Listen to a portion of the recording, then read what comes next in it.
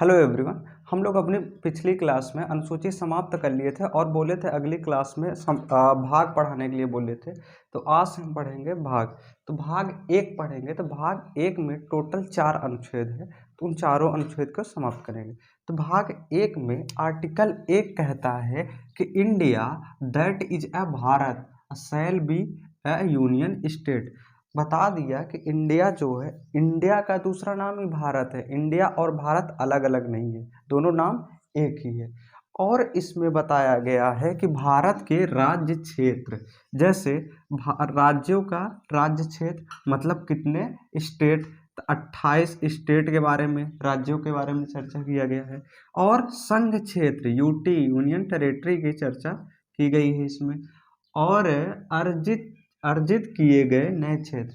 अर्जित किए गए नए क्षेत्र का कहने का मतलब ये हुआ कि जैसे कोई भी राज्य अब भारत में अगर मिलता है तो वह किसका हिस्सा होगा? भारत का हिस्सा होगा।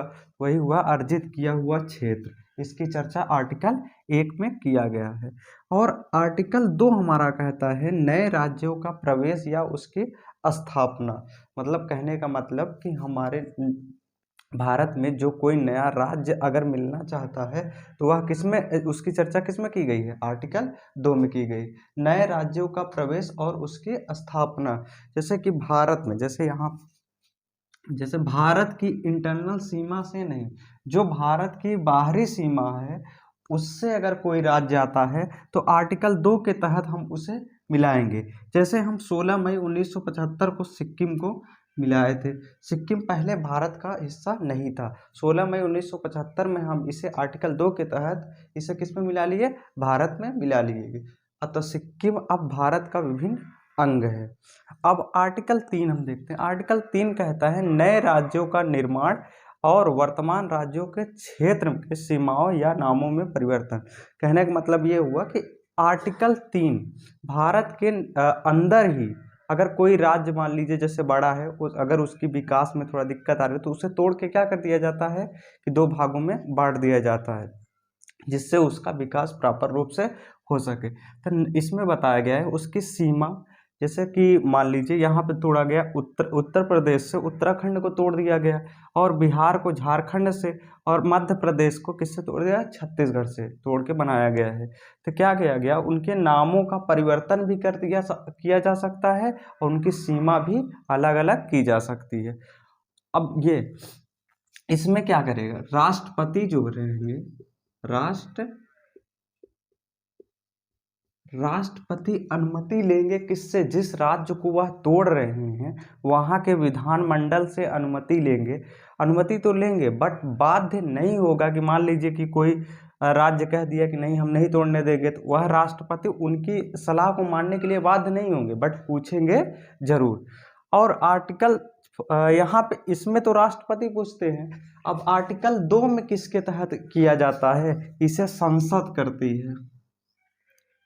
इसे संसद जिसे चाहे, अगर कोई भारत में मिलना चाहता है तो संसद उसे क्या करेगी? भारत में मिला लेगी। जैसे कि मान लीजिए कल को कोई पाकिस्तान भारत में मिलना चाहे तो आर्टिकल 2 के तहत मिलेगा। ध्यान रखिए, आर्टिकल 2 और 3 में कंफ्यूजन रहता है। तो आर्टिकल 2 बाहर से आए हुए राज्य को मिलाता है।